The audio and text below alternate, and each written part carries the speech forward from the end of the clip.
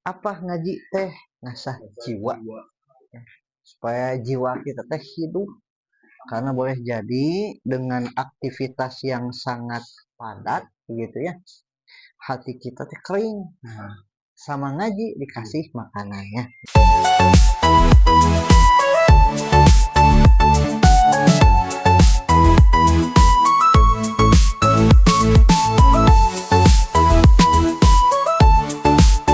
Dengan membaca basmalah bersama-sama. Bismillahirrahmanirrahim. Assalamualaikum warahmatullahi wabarakatuh. Alhamdulillahilladzi arsala rasulahu bil huda wa dinil haqq liyudhhirahu 'ala dini kullih wa kafa billahi syahida. Asyhadu an la ilaha illallah wahdahu la syarikalah wa asyhadu anna Muhammadan abduhu wa rasuluh alladzi la nabiyya ba'dah. Allahumma shalli ala sayyidina Muhammad wa ala ali sayyidina Muhammad amma ba'du. Pertama-tama marilah kita senantiasa memanjatkan puji serta syukur kehadirat Allah Subhanahu wa taala, di mana pada kesempatan kali ini Allah masih memberikan kita kenikmatan yang sangat banyak. Kalaulah dihitung-hitung mungkin tidak terhitung nikmat yang Allah berikan. Salawat beserta salam semoga selalu tercurah limpah kepada suri tauladan kita, yakni Nabi besar Muhammad sallallahu alaihi wasallam, kepada keluarganya, para sahabatnya, para tabi'in, para tabi'in dan umatnya, termasuk kita hingga akhir zaman. Sebelumnya teman-teman, gimana kabarnya hari ini, sore ini? Alhamdulillah, di tengah-tengah kesibukan kita ngaji sejenak ya. Apa ngaji teh ngasah jiwa ya, supaya jiwa kita teh hidup, karena boleh jadi dengan aktivitas yang sangat padat begitu ya, hati kita teh kering. Nah, sama ngaji dikasih makanannya gitu ya. Nah, dibasahinya gitu, dikasih air, dikasih makanan gitu. Nah, kita tilawah ya, kemarin mah atak kasur kita surat pendek aja nya, surat Al-Asr. Al-Asr. Surat ke 103. Sudah hafal surat Al-Asr ya. Surat pendek. Sudah ketemu teman-teman? Demi waktu asar itu. Oke, kita mulai. Ya. Kang Yudi kemana? Saya nggak ada. Nah, teman-teman, di surat Al-Asr ini ya ada ro disukunkan. Nah, kebanyakan ya si ro-nya itu suka hilang, wal as. Nah, gitu ya. Nah, seharusnya ro-nya tetap bunyi ya. Innal insana lafi khus. Nah, ro-nya suka hilang gitu ya. Terus berikutnya di sini kalau mau berhenti ya, maka watawa saubil haqo. Nah, dia memantul. Nah, gitu ya. Terus dilanjut watawa saubil haqqi watawa saubis sabr. Nah, gitu ya. Nah, lanjut ke koreksi perorangan ya. Enggak apa-apa, teman-teman. Nah, yang pertama Mas Angga tadi ya, roknya mungkin lebih dibunyikan kembali ya, wal asar kurang dikit ya. Terus hati-hati tadi ada tambahan lam, lafil husr. Nah ya, terkadang suka ada tambahan ya, lafi dipanjangkan ya, 2 harokat, lafi husr. Nah gitu ya. Kalau Mas Haikal lanjut ya. Nah, roknya sudah bagus, sudah adaan tadi. Ya. Nah, saya pisan ya. Cuman tadi ada tambahan ketika watawa saubil. Bener sih. Kang Yudi baru diobrolin. Kemana Kang Yudi? Sudah bagus ya. Watawa saubil. Nah, udah bagus ya saya kalmah. Kalau Mas Iqbal tadi insana. Nah, tadi sempat ragu tapi diulang sudah bagus ya. Jadi ada ikhfa-nya kade ya. Suka lupa itu teh. Jadi insana gitu. Kalau insana mah zaman dulu mah obat ya teh. Obat penurun panas gitu ya. Selain bodreksin. Terus tadi kalau Mas Fajar sudah pas, sudah saya ya. Karena terakhir ya melihat dari kesalahan kesalahannya gitu ya. Kang Yudi mana surat Al-Asr sama Mas Riki? Belum. Ya. Ya, alhamdulillah sudah ya. Kang Yudi tadi sudah bagus. Nah, kalau Mas Riki sama kayak teman tadi ya, kayak Mas Iqbal. Nah, insana, nah itu diikhfakan. Nah, ya, jadi insana. Nah, itu ya, insana, gitu ya. Kalau insana mah penurun panas dulu. Ya. Nah, terus berikutnya hati-hati roknya ya, Mas Riki. Khusr. Ada bunyi getaran karena huruf ro itu punya sifat takrir. Makanya ada ikrar ya. Ikrar itu kan diulang. Nah, kalau takrir berarti ada suara getaran, suara pengulangan. Allahu akbar, gitu ya. Wal asr, gitu ya. Nah, sedikit materi sebelum kultum ya. Mas Mas siapa kemarin teh? Mas Riki. Mas Iqbal, Mas Fajar. Nah, untuk minggu depan siapa kira-kira? Mas Iqbal. Atos, mohon. Badai Mas Riki. Kang Riki, badai Kang Yudi. Riki aja. Riki minggu depan ya. Oke, sebelum ke kutil, sedikit materi untuk hari ini ya. Kalau kemarin kan review, kemarin itu kita membahas apa teman-teman masih ingat? Kemarin itu kita membahas idgham. Ya. Idgham itu ada dua ya. Ada idgham biguna, ada idgham bilaguna. Kalau idgham biguna dia masuk dengan dengung dan ditahan. Kalau bilaguna tidak begitu ya, jadi langsung masuk. Hurufnya ya, nun, mim, wawu, lam, ro. Disingkat yarmaluna boleh, atau kalau bisa dikalimatkan yani mau lari. Nggak tahu lari kemana, yani mau lari, atau yana juga boleh kalau laki-laki ya. Bisi ragab nggak mau yani mah yana kenalan ya.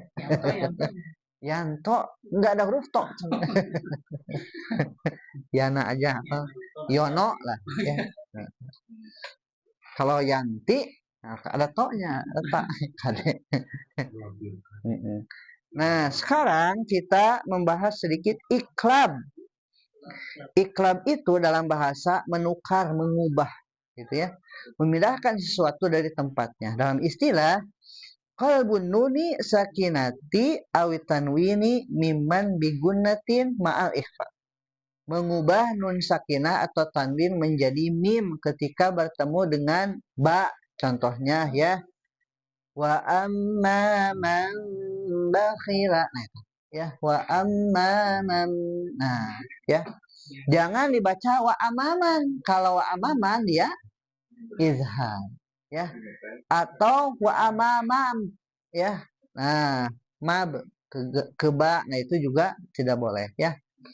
Tapi dia diikrabkan ya. Jadi ba-nya jadi mim, wa amman bakhila gitu. Jadi ketentuannya ikrab itu ada 3 ya. Pertama, mengubah bunyi nun sakinah atau tanwin menjadi mim begitu ya. Qalbun nuni sakinati awi tanwini mimman. Yang kedua, menyamarkan bunyi mim dengan cara meregangkan bibir sedikit. Ya. Mim ba'di. Gitu ya. Ikhfa'u mimi fiba gitu. Yang terakhir menggunakan pengucapan mim yang disamarkan ya dan menahannya selama 2 harokat. Al-gunnatu ma'zalikal ikhfa gitu ya. Alimun bidatis sudur. Itu ya contohnya. Itu mungkin materinya berkaitan dengan iklan. Ada yang mau ditanyakan, teman-teman? Kayaknya mau jelas ya. Pokoknya nama iklan mas satu hurufnya cuman huruf ba saja, ya. Cuman untuk teknisnya bisa nun yang ketemu ba atau tanwin yang ketemu ba. Itu ya, karena kita sedang membahas nun mati dan tanwin. Nah, gitu ya. Nah, dilanjut sekarang ke materi. Mangga dipersilahkan. Ya, betul. Mangga. Membahas apa nih pada kesempatan kali ini? Oke, siap. Bagus. Dari dakwahnya ini tentang pajak dalam perspektif Islam dan pajak itu kan.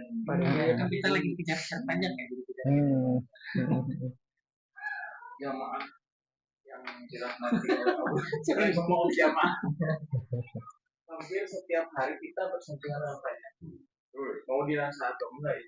Saat membeli barang, menerima penghasilan, membeli kendaraan, beli bensin, beli Alfamart segala macam itu ada pajaknya. Nggak sedikit juga, bahkan ada yang berpendapat bahwa pajak haram. Lalu bagaimana sebenarnya pandangan Islam? Mari kita melihatnya berdasarkan Quran, hadis, pendapat ulama juga konteks hukum yang berlaku di Indonesia. Yang pertama adalah Islam mengajarkan menunaikan hak orang lain. Allah Subhanahu wa taala berfirman dalam surat An-Nisa ayat 58, sesungguhnya Allah menyuruh kamu menyampaikan amanat kepada yang berhak menerimanya. Islam mengajarkan agar setiap hak dipenuhi. Seorang muslim juga diperintahkan untuk menghormati akad, perjanjian, dan aturan yang berlaku selama tidak bertentangan dengan syariat.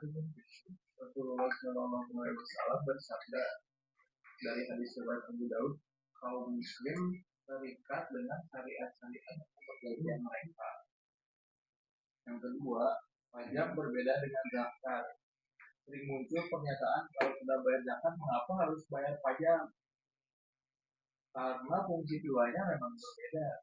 Kalau zakat itu yang pertama perintah Allah Subhanahu wa taala, yang kedua termasuk ibadah, yang ketiga memiliki nisab dan kadar tertentu, yang keempat hanya disalurkan kepada 8 golongan penerima atau asnaf.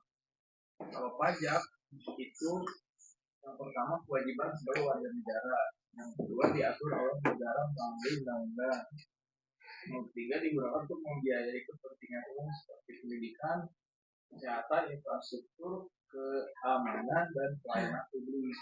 Karena itu dalam sistem hukum Indonesia zakat tidak menggugurkan kewajiban pajak.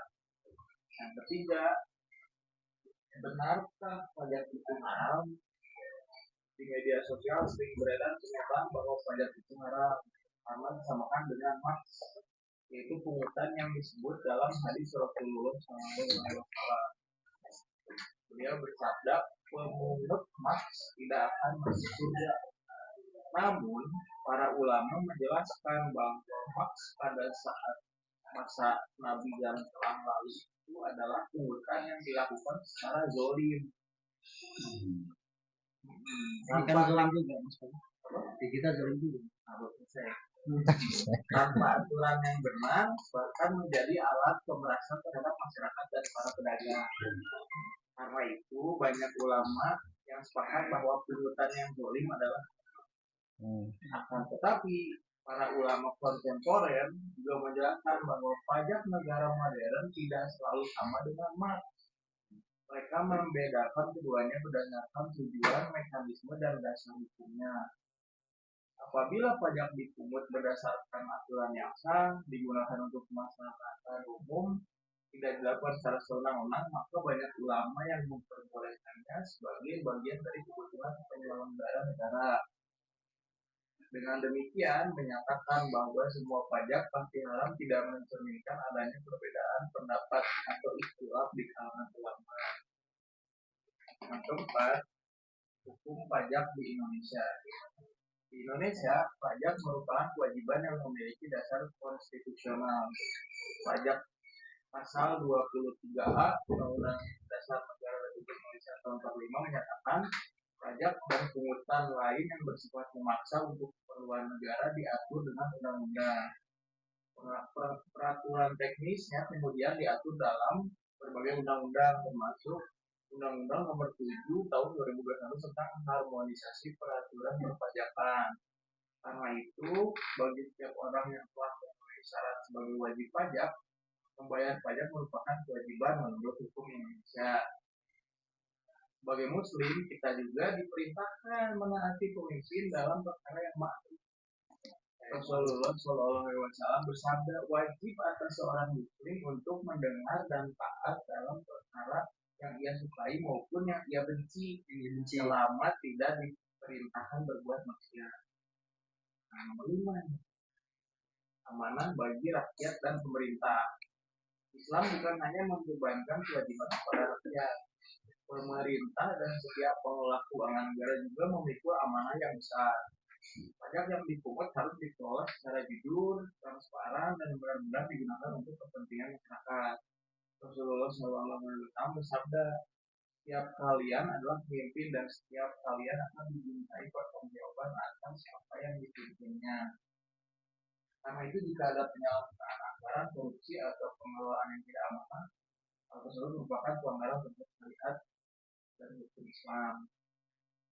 Yang keenam, jangan menghindari kewajiban dengan cara curang. Karena Islam juga melarang bahwa segala bentuk kecurangan termasuk memalsukan laporan, menyembunyikan penghasilan atau mencari kewajiban dengan cara yang batil. Dalam Quran Surat Al-Baqarah ayat 188, dan janganlah sebagian kamu memakan harta sebagian yang lain dengan jalan yang batil. Kejujuran merupakan amal yang harus dijaga baik dalam beribadah maupun muamalah. Jadi konklusinya adalah persoalan pajak merupakan salah satu masalah fikih kontemporer yang memiliki perbedaan pandangan di kalangan ulama. Tadi tentang larangan maks menjadi peringatan keras terhadap segala bentuk perbuatan yang zalim. Namun banyak ulama yang membedakan antara maks yang bersifat kewenangan dengan pajak negara modern yang diatur oleh hukum dan kewajiban untuk membiayai kemaslahatan kepentingan umum. Dalam konteks Indonesia, pajak merupakan kewajiban hukum bagi warga negara yang memiliki syariat. Di sisi lain, pemerintah memikul amanah besar untuk mengelola setiap rupiah pajak secara adil, transparan, dan bertanggung jawab demi kemaslahatan umat. Itu kalau melalui kajian Ustaz Sabiti. Mungkin gimana ini? Ya gimana? Ustaz aja yang jelasin. Bisa ada tanggapan? Gimana Mas Riki? Kita diperpajaki. Pernah ini nonton beberapa menit yang kajian Ustadz Felix sama Bermancin. Yang satu lagi Panji. Oh Panji. Panji yang nanya dan mana sih pajak? Jawaban Ustadz Felix itu sebetulnya di Islam tuh emang nggak ada pajak. Karena kenapa di Islam melarang adanya pajak? Karena sejarahnya dulu pajak itu lebih kayak memajak orang-orang masyarakat kayak upeti kayak raja ke masyarakat. Jadi tiap ada yang bertani buah-buahannya beternak dimintakan. Nah makanya dilarang karena kadang memberatkan ke masyarakat. Makanya dalam Islam tuh negara itu bagusnya dia pendapatannya bukan dari pajak tapi dari sektor tambang APBN-nya gitu. APBN-nya dari sumber daya di negara tersebut.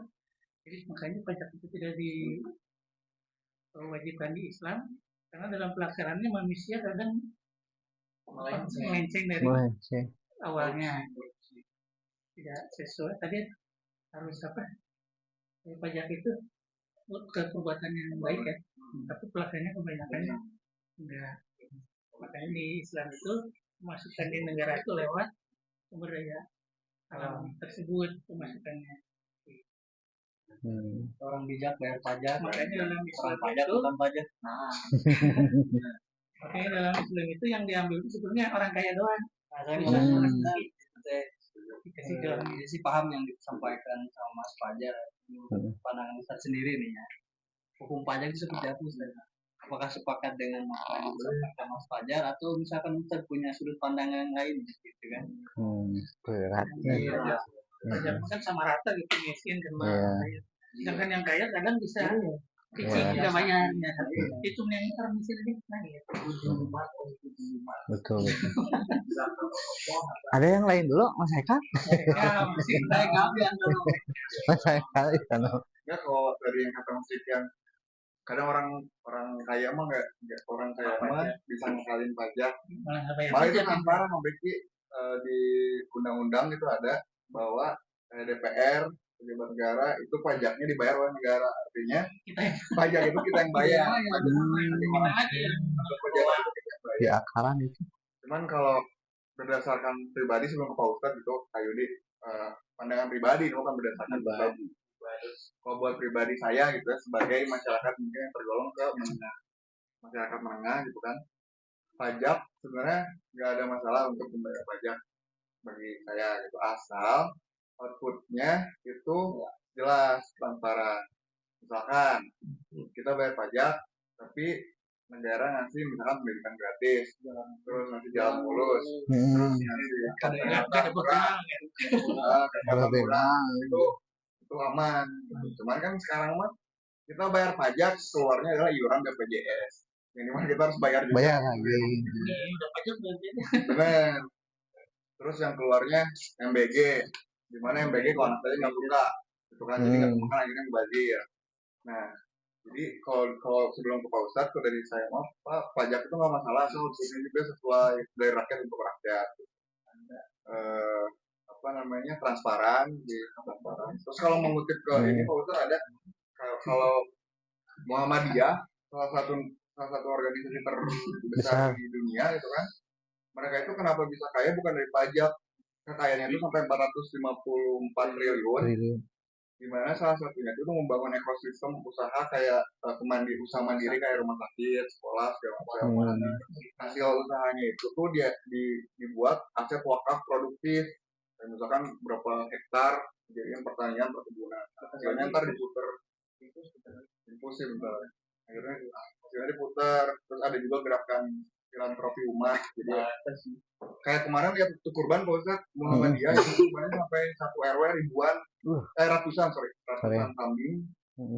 Kok bisa kayak gini gitu? Mereka ternyata ekosistemnya tuh bagus gitu, pengelolanya.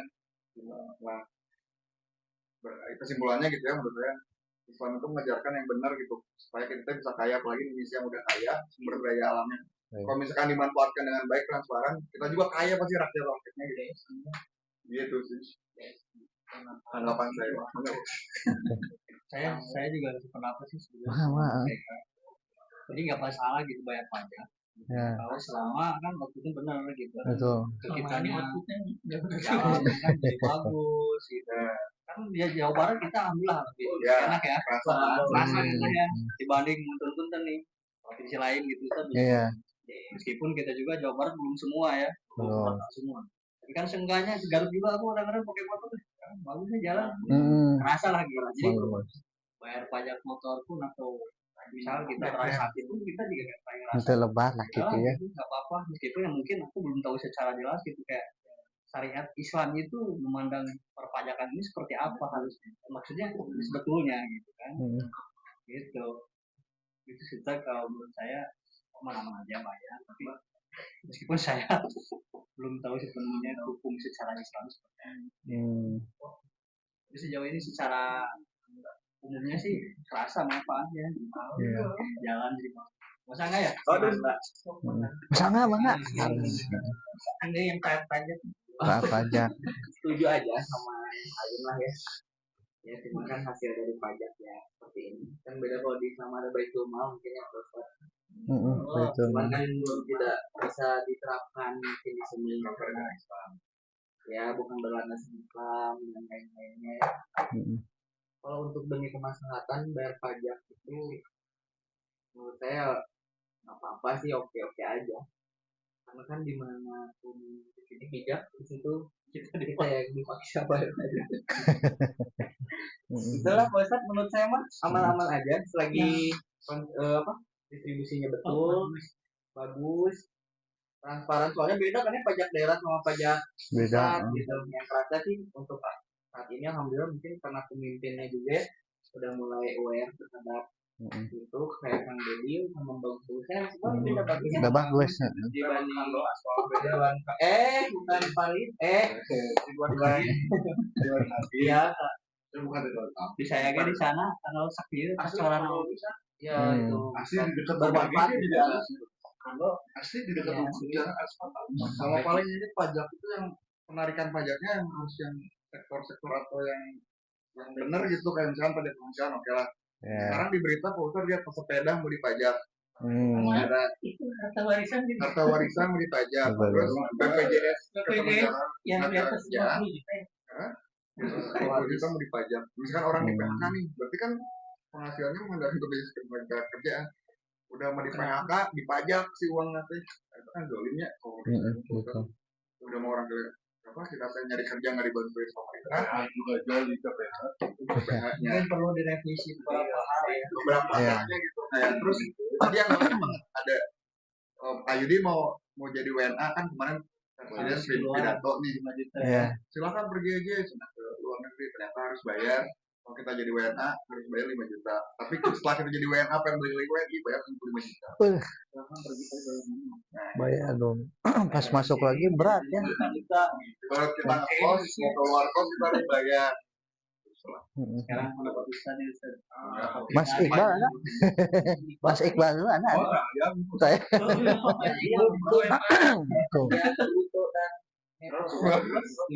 Aku kan sepakat sama yang lain. Ya, bismillah menanggapi tadi ya Kang Yudi berkaitan dengan pajak. Sejauh ini sependek pengetahuan saya pajak dalam Islam itu tidak ada ya.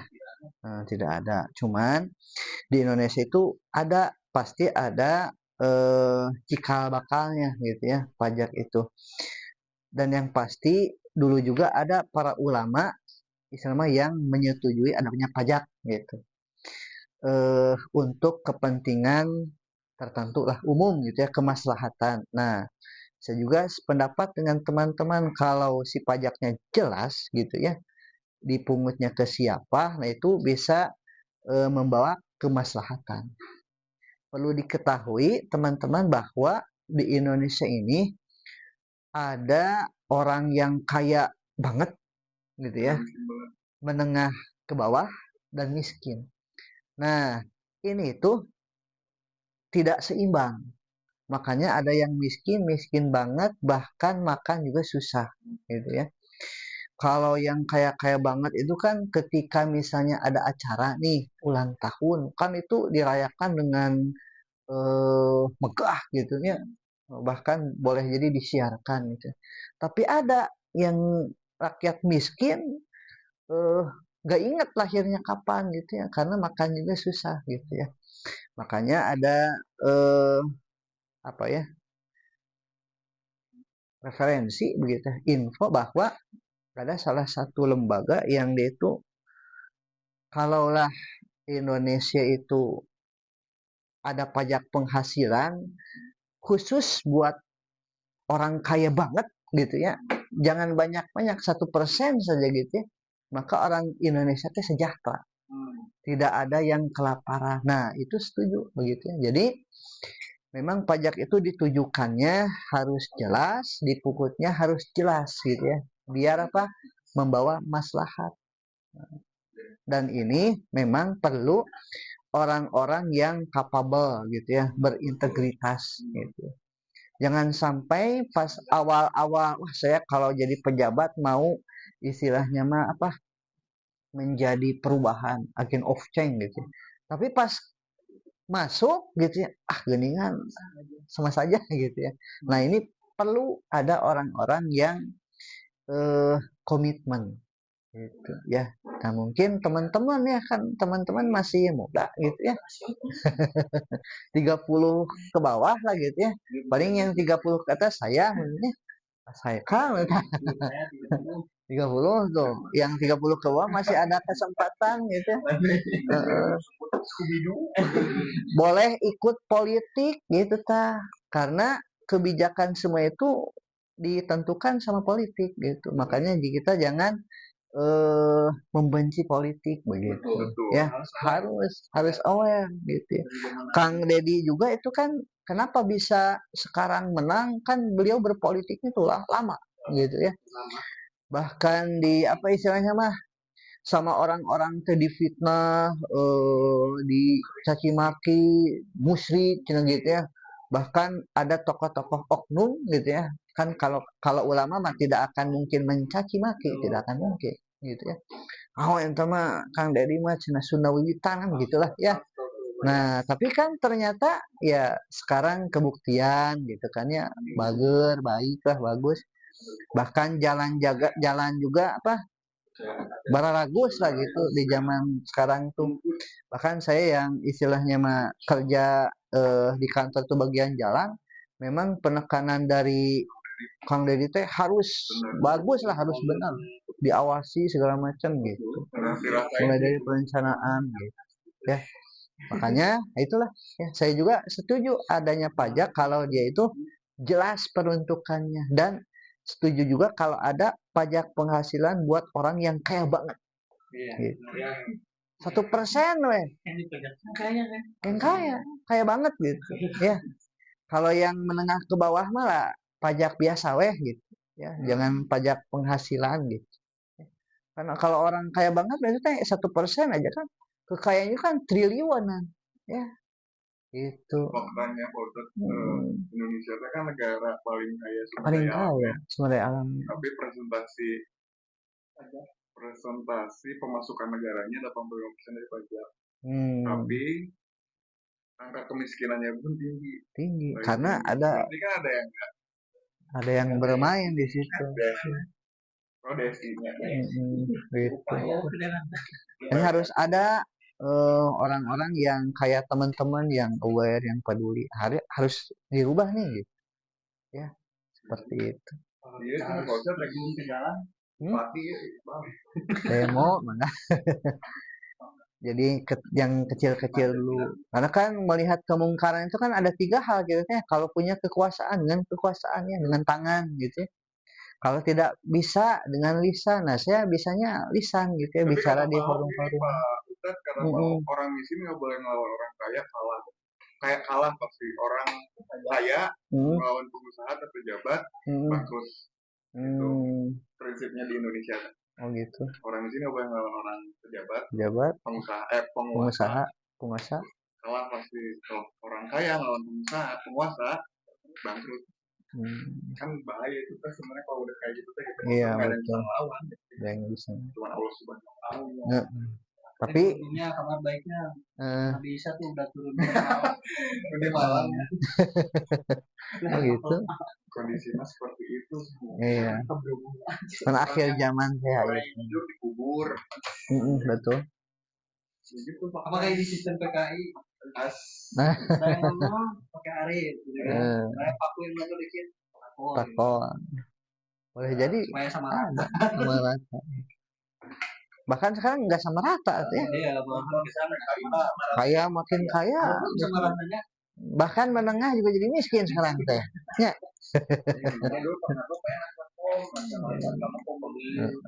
Ada agamanya masuk. Keburu. Ya, keburu itulah. Keburu ini. Itu ya teman-teman. Hari ini proses cuma tebal perkerasan jalan, perkerasan timbul. 7 kalau nggak salah. Kayak betonnya dulu kan berarti. Apanya? Mau beton mau fleksibel? Tergantung. Kemarin ke yang itu gimana? Yang di itu nanah itu bang. Kan si aspalnya kalau saya lihatnya si betonnya lah, Ustaz. Aduh, langsung aspal gitu. Oh. Berarti itu teh si tanahnya nggak kuat gitu. Kalau misalnya pakai fleksibel langsung, jadi pakai beton dulu. Fleksibel langsung berapa senti? 5 apa 7 gitu, 5 sampai 7. Kalau kan emang tukang dari Allah. Iya. Ya boleh gitu. Boleh mau dibayar. Tapi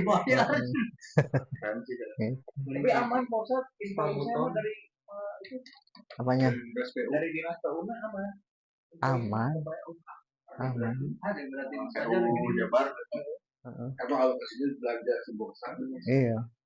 Tapi emang semua belanja kerjaan itu tim pajak. Pajak. Di pajak motornya. Pajak kendaraan maksudnya.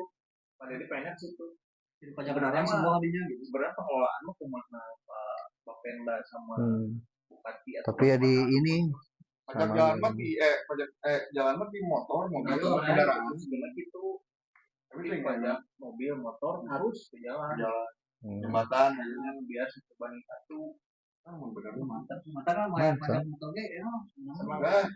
Bahkan sekarang dipermudah ya, tidak perlu KTP ya gitu. Masih berlaku. Bisa, saya juga online mah belum bisa. Dia ke ini nggak bawa KTP itu langsung. Tapi harus nyetak pembayarannya. Nyetaknya mah harus ke lokasi. Nggak pakai KTP.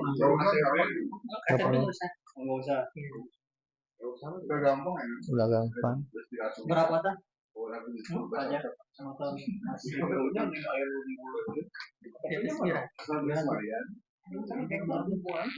NMAX. Oh iya. Ada lagi teman-teman? Cukup? Hei. Itu. Jelas lah sekarang. Taat pajak lah gitu. Cuman tahun ini belum yang satu udah masih panjang lah yang belum sisi nanti bayar lagi. Kok aku ngomong 10 kejadian agak penting apa ya begitu ya teman-teman, mudah-mudahan jadi kebaikan buat semua, jadi ilmu dan bisa menjadikan kita lebih taat gitu ya, bertakwa. Kita tutup pertemuan ini dengan membaca hamdalah bersama-sama. Alhamdulillahirabbil alamin. Istighfar 3 kali. Astagfirullahaladzim. Astagfirullahaladzim. Doa kifaratul majelis. Subhanakallahumma wa bihamdika asyhadu an la ilaha illa anta astaghfiruka wa atubu ilaik. Mohon maaf apabila ada kekurangan, yang benar dari Allah dan Rasulnya. Akhirul kalam. Wassalamualaikum warahmatullahi wabarakatuh. Waalaikumsalam.